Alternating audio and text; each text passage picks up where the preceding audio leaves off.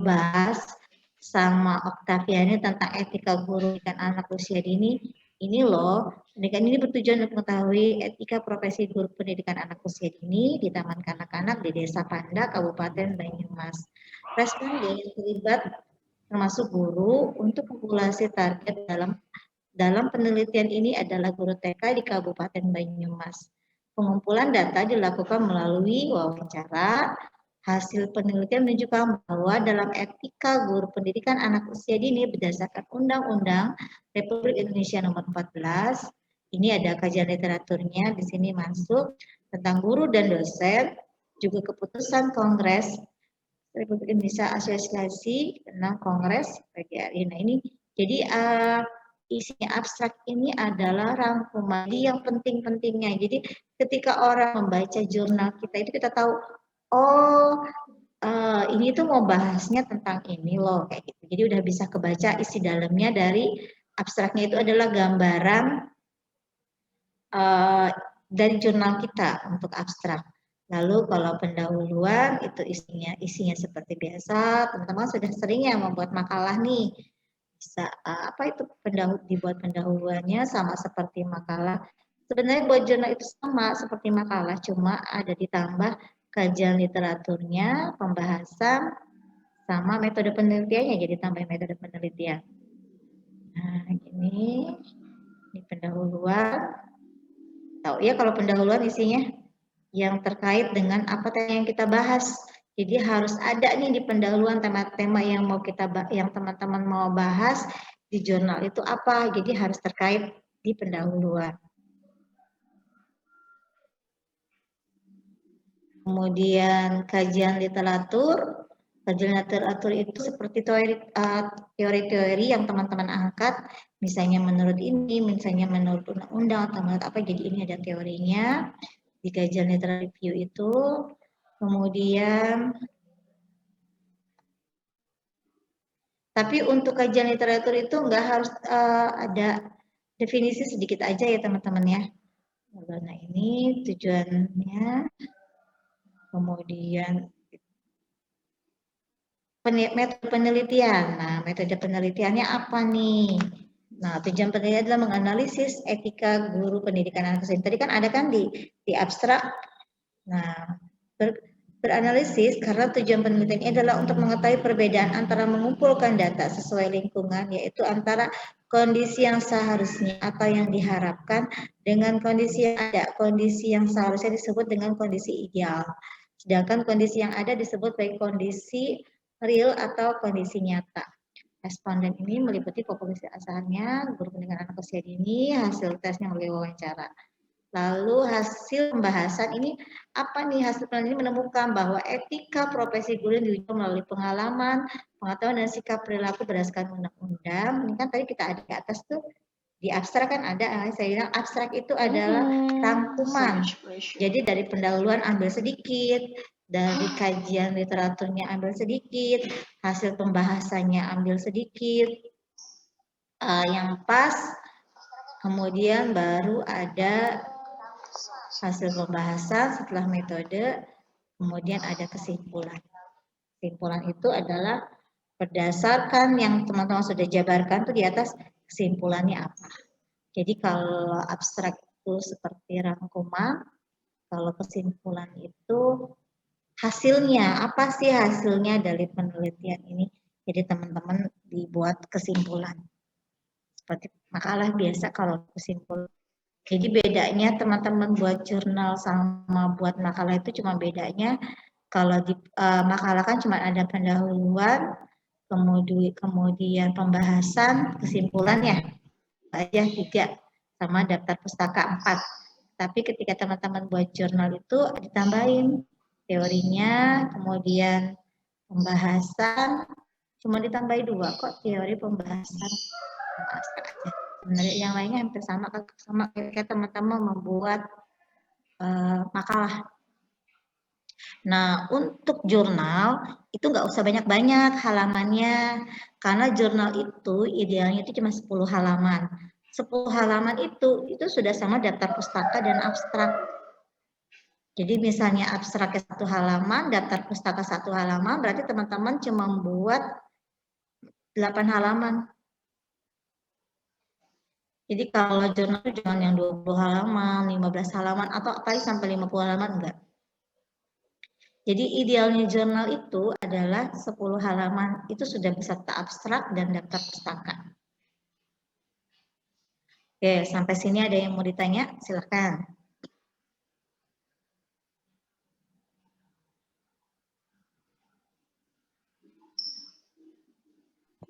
Bu, mau nanya deh Bu. Kalau Boleh. misalkan nih penelitiannya sama referensinya berdasarkan artikel atau buku-buku yang dikumpulin, boleh nggak sih Bu? Kayak Boleh. record dari punya orang lain gitu, misalkan Boleh, saya ngeliatin boleh. jurnal-jurnal orang yang lain, jadiin buat penelitian saya, bahan penelitian. Boleh, itu sangat boleh. Jadi memang sumber-sumbernya atau daftar pustakanya itu idealnya memang dari jurnal-jurnal, terutama bagusnya jurnal internasional. Jadi ada jurnal internasional, jurnal nasional, boleh dari buku-buku, baru dari artikel-artikel. Jadi boleh. Terus untuk penulisannya, karena nanti ketika teman-teman menulisnya sudah menggunakan body note, kita pakai body note aja ya, nggak pakai footnote. Baik, terima kasih Bu. Ya, sama-sama. Ya, ada lagi yang mau bertanya? Silakan. Yang masih belum jelas, karena kalau sudah jelas, teman-teman sudah bisa mencoba membuat di rumah. Kalau sudah mencoba, buat semampunya teman-teman, sebisanya, nanti boleh diskusi sama saya. Bu, ini sudah benar atau belum? Ini saya harus tambahkan di mana, kekurangannya di mana, atau sudah cukup? Nanti saya akan kasih masukan. Ibu mau nanya. Boleh, silakan. Dia lagi lihat jurnal yang Ibu kasih tadi yang contoh. Bukan yang Ibu sharekan sih, yang tadi dikirim ke Devina. Karena pertama tuh ada judul, terus nama yang ininya, penulisnya, terus fakultas, ada email, ada abstrak, 2 bahasa, terus isinya tuh ada pendahuluan, kajian literatur, itu kita harus ada kayak gitunya semua, Bu? Iya, harus ada. Kayak yang contoh semuanya kayak ini ada hasil dari pembahasan, terus apa gini, kayak itu poin-poinnya. Jadi saya memang nggak kasih sistematika penulisan, saya langsung kasih contohnya biar teman-teman ada gambaran. Karena kalau saya kasih sistematika penulisan, saya cuma menulisnya judul, pendahuluan, kajian literatur, metode, pembahasan, hasil pembahasan, kesimpulan, data pustaka. Itu kalau saya cuma kasih sistematika penulisan, tapi karena teman-teman belum dapat mata kuliah tentang bagaimana penulisan, skripsi belum dapat kan ya? Baru semester 2 kan, makanya saya langsung kasih contohnya. Saya nggak kasih sistematika penulisannya biar teman-teman tujuannya biar teman-teman bisa langsung pendahuluan tuh isinya ini. Kajian literatur itu isinya ini. Kalau metode itu isinya ini. Kemudian pembahasan itu hasilnya ini, hasil pembahasan. Jadi teman-teman langsung bisa menalar lah, masih bisa mencoba, langsung bisa membuat. Kalau saya kasih, tadinya saya mau share-nya sistematika penulisannya, tapi saya khawatir teman-teman bingung, karena nggak ada contohnya, makanya saya langsung kasih contohnya. Ini adalah tugas UAS-nya kakak kelasnya yang kemarin.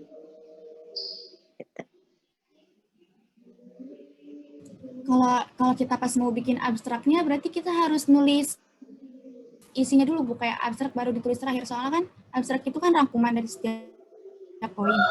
Ya, idealnya nulis abstrak dulu, baru nulis yang ke bawah gitu. Jadi idealnya kalau kita mau nulis itu abstrak itu di akhir. Karena kan abstrak itu adalah rangkuman. Tapi kalau teman-teman nanti mau ikut seminar, kayak saya kan belum lama ini, saya jadi panitia sekaligus peserta seminar internasional kan. Jadi teman-teman harus buat abstrak dulu. Jadi harus punya gambaran dulu nih apa yang mau kita bahas baru dituangkan. Tapi kalau yang idealnya, karena kalau yang idealnya teman-teman buat dulu. Dibuat dulu dari pendahuluan sampai kesimpulan, baru bisa buat abstrak. Karena kan abstrak itu adalah rangkuman.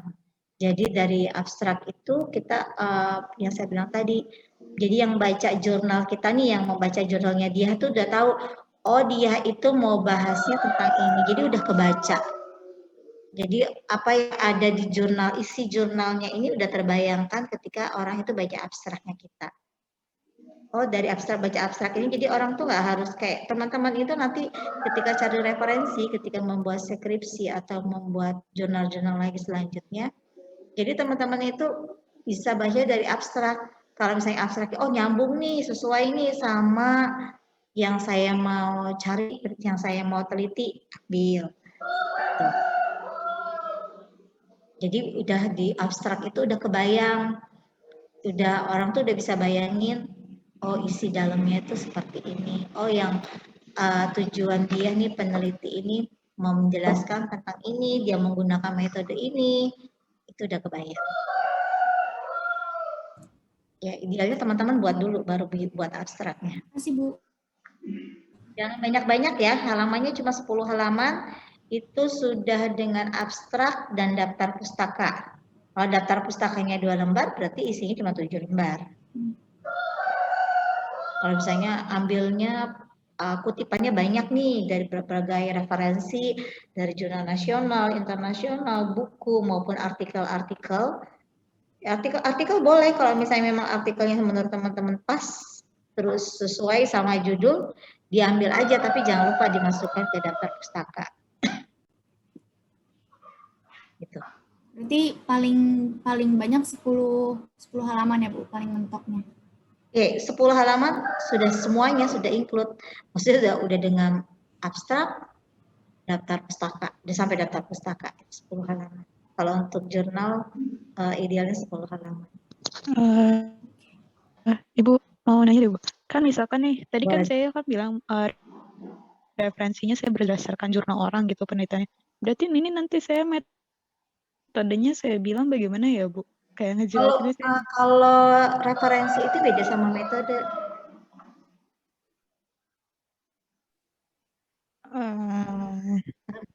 Kalau referensi itu kan kita mau cari apa nih, misalnya mau tema tentang etika guru, nah ambil dari jurnal siapa.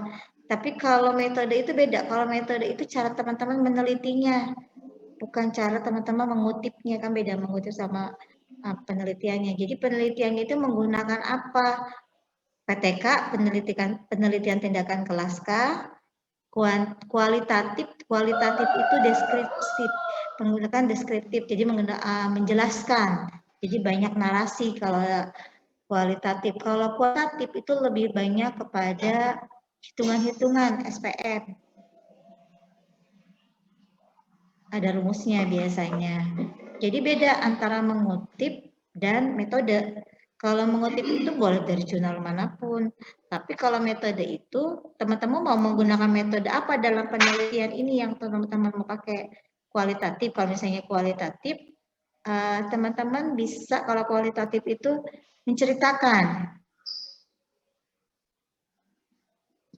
Nah, itu. Bisa dipahami atau ada yang masih bingung? Saya kasih contoh jurnal saya ya waktu S2. Sebentar, saya stop screen. Saya cari dulu jurnal saya cari sebentar.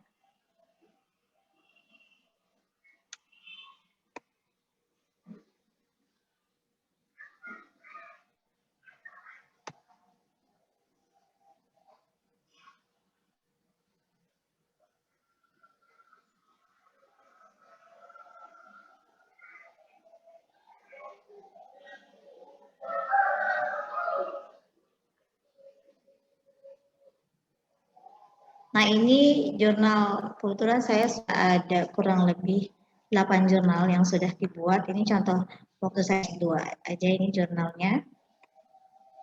Jadi di sini urutannya kayak gini.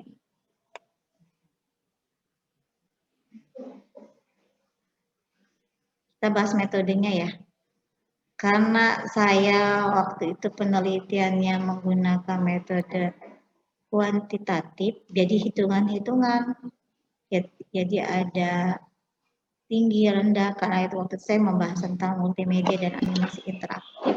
Jadi perbandingan antara multimedia dan animasi interaktif ini lebih condong mana untuk mempengaruhi pembacaan anak. Anak-anak lebih tertarik mana atau lebih cepat mana metodenya anak bisa baca itu melalui multimedia atau melalui animasi. Kayak gitu. Jadi kalau kuantitatif itu harus ada perbandingan mana dengan apa, lalu biar bisa diteliti mana yang paling menonjol atau mana yang paling bagus untuk diterapkan. Kalau metode penelitian ini kita matangkan pada lab school BMJ dan TK Ketilang saya menggunakan 2 tempat. Pelaksananya semester ganjil di TK Lab School dan TK Ketilang. Jadi waktu penelitiannya ada. Ini untuk yang idealnya ya, teman-teman nggak harus ideal. Jadi teman-teman itu semampunya teman-teman aja standarnya. Kemudian adapun desain yang digunakan dalam penelitian ini adalah eksperimen. Ada keterangan A1 itu kelompok peserta didik belajar menggunakan multimedia. A2 itu kelompok peserta didik yang belajar menggunakan animasi interaktif. B1 itu kelompok peserta didik yang memiliki keterampilan bahasa tinggi. B2 kelompok peserta didik yang memiliki keterampilan bahasa rendah. Nah ini kan ada A1. A1 itu multimedia yang sudah dijelaskan. Harus dijelaskan segini keterangannya.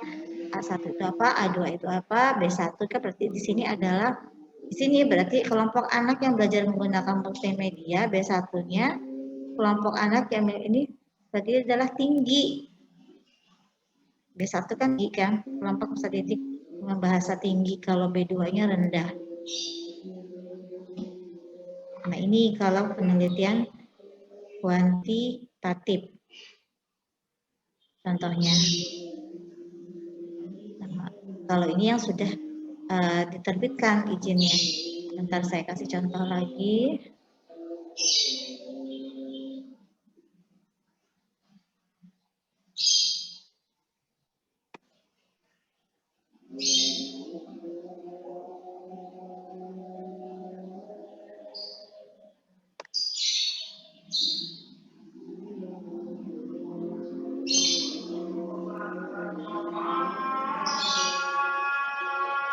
Lagi ajan, tunggu sebentar ya.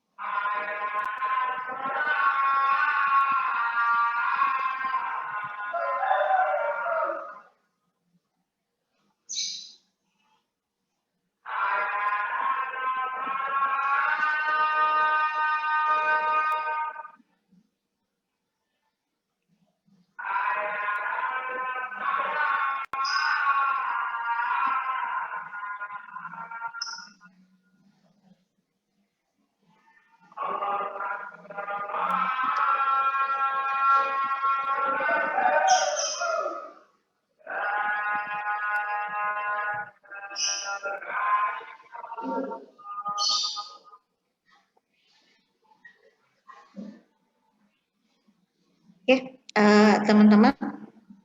Jadi tadi saya sudah kasih contohnya. Kalau yang itu sudah di ISBN, jadi sudah terbit jurnalnya. Nah ini jadi salah satu contoh punya kakak kelasnya juga. Tugas UAS kemarin. Sederhana aja teman-teman buatnya.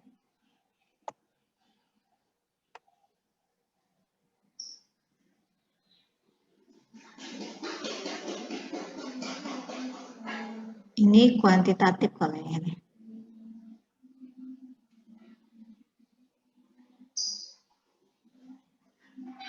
Ini metode penelitian. Kita langsung ke metode penelitian ya. Nah ini ada. Jadi kalau metode penelitian itu harus ada presentasinya teman-teman. Jadi harus ada hitungan-hitungannya, SPF-nya, SPS-nya harus ada. Tapi kalau kuali itu lebih kepada deskripsi. Teman-teman menjelaskan ini kenapa jadi begini dan begitu. Kalau PTK sama. Jadi penelitian kelas itu sama. Berdasarkan hasil penelitian ini di kelas, maksudnya guru ini itu adalah contoh dari penelitian. Oke, mau ditanya lagi Mau nanya silakan. Ibu.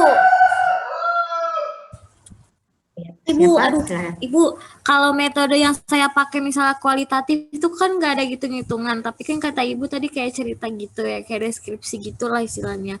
Itu harus ada sumbernya gitu gak sih, kayak dari si A bilang kalau misalnya ini kayak gini. Kalau misalnya saya bahasnya dari yang saya amati itu boleh nggak sih, Bu? Bukan dari amati. Jadi kalau kualitatif itu teman-teman datanya itu dari hasil wawancara. Dari hasil wawancara dengan guru, jadi dari hasil wawancara biasanya. Baik dengan guru, warga sekolah, ataupun dengan murid. Karena kalau kuali itu juga harus ada berdasarkan bukti, jadi harus ada angket, harus ada bisa angket, bisa wawancara langsung dengan guru yang mau, misalnya tentang guru dengan guru, salah satu guru mungkin untuk buktikan itu bisa. Jadi hasil wawancara. Oh, jadi hasil wawancaranya saya papat tuh gitu. Berarti bahasanya di situ hasil dari wawancara bla bla bla begitu ya, Bu? Ya, betul. Oke. Berarti nggak usah ada pakai persen kayak gitu kan ya, Bu?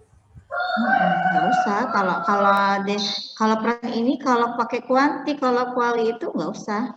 Jadi teman-teman pakai berdasarkan hasil wawancara dengan guru di mana maka didapatkanlah hasil bahwa guru ini ternyata mempunyai profesi yang baik, ternyata guru ini punya etika yang baik, atau mungkin gaya mengajarnya itu baik, atau apa sekitar etika aja. Gitu. Terus Bu mengenai abstrak itu kan kayak ringkasan ya Bu ya. Itu kita buat itu biasanya di sebelum kita bikin jurnal atau sesudah sih Bu?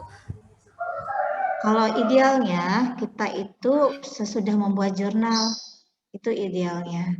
Karena kalau membuat jurnalnya kita nggak mau tahu, kita bingung menulis abstraknya apa yang mau dibahas. Karena yang saya bilang tadi abstrak itu adalah gambaran dari isi jurnal. Jadi ketika orang lihat abstrak kita, orang itu udah tahu, oh dia nih maksudnya mau bahasnya tentang ini loh yang mau dibahas. Nah karena kan kayak misalnya teman-teman ini kan mau buat jurnal nih, pastikan ambil kutipan-kutipannya atau mengambil kutipan dari jurnal orang kan. Pasti teman-teman lihat dari abstraknya dulu. Baca abstraknya aja. Baca abstraknya, oh masuk nih sama temanya saya karena sama yang dia bahas sama kita. Itu kita belajar dari situ. Jadi diusahakan untuk di abstrak itu ketika orang baca abstrak kita udah tahu nih kita mau bahas apa. Jadi udah ada gambaran atau udah ada pandangan ketika oh dalamnya ini mau bahas tentang ini, dia udah pakai. Jadi ringkasan-ringkasan. Jadi idealnya itu memang abstrak itu terakhir buatnya. Setelah buat jurnalnya jadi sampai kesimpulan barulah dibuat abstrak. Oke Bu, terima kasih Bu. Ya sama-sama. Jadi ini ada bukan larangan sih, kayak kalian itu nggak boleh ambil dari blogspot atau dari apa gitu biasanya kan ada. Boleh dari artikel boleh, kan saya bilang tadi karena keterbatasan waktu kita satu yang karena kita punya kekurangan kan sekarang ini. Kalau kemarin itu kakak kelas kalian itu sempat melakukan penelitian karena masanya belum pandemi, jadi teman-teman ada waktu saya share tugasnya itu 3 bulan sebelumnya biar dilakukan penelitian. Tapi karena sekarang kenapa saya setting 1 bulan karena nggak mungkin teman melakukan penelitian secara real atau secara langsung. Jadi boleh berdasarkan pengalaman yang pernah dialami ketika teman-teman sekolah mulai SD, SMP maupun SMA Atau misalnya teman-teman, oh aku pengen penelitian secara langsung nih, karena mungkin rumah ke sekolah gitu kan, tempat tinggal teman-teman dekat sekolah, atau mungkin punya kerabat atau guru yang mau diamati, atau mungkin lagi hangat-hangatnya nih, sekarang kan kita lagi masanya COVID ya, mau bahas tentang cara pembelajaran guru di masa COVID, silakan.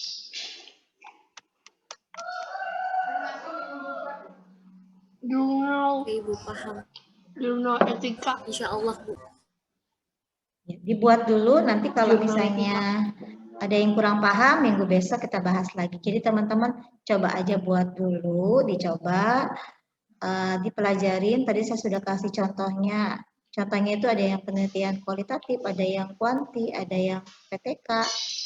Itu maksud saya kenapa saya banyak kasih contoh biar teman-teman itu tahu, oh kalau kuanti itu harus ada hitung-hitungan, harus ada SPS. Kalau kualitas seperti apa, biar teman-teman tuh ada bayangan. Dan kenapa juga, makanya saya bilang tadi, kenapa saya nggak kasih sistematika penulisannya.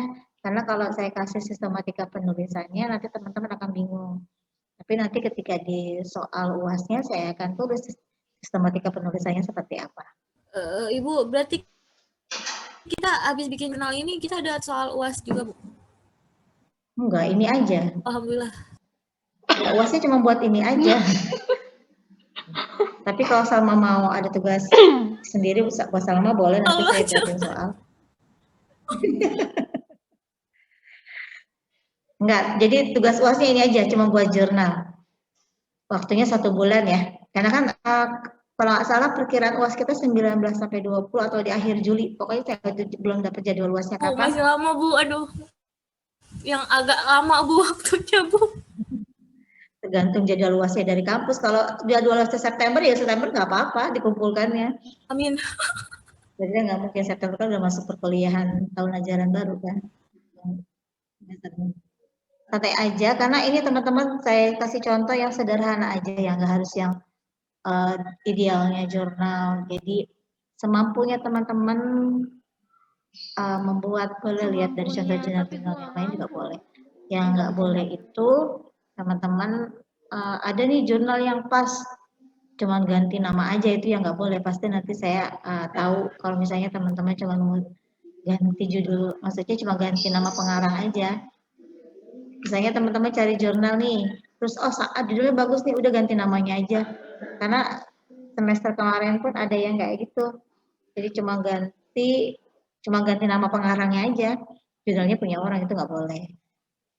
Tapi kalau teman-teman buat, terus baru kutipan-kutipannya dari jurnal yang lain, itu boleh.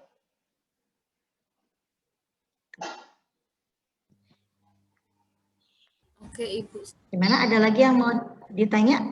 Kalau tidak ada yang ditanya lagi, sudah cukup? Kayaknya cukup deh, Bu. Udah lebih. Oke, teman-teman. Cukup ya. Hari ini masuk semua ya sepertinya, apa ada yang nggak masuk?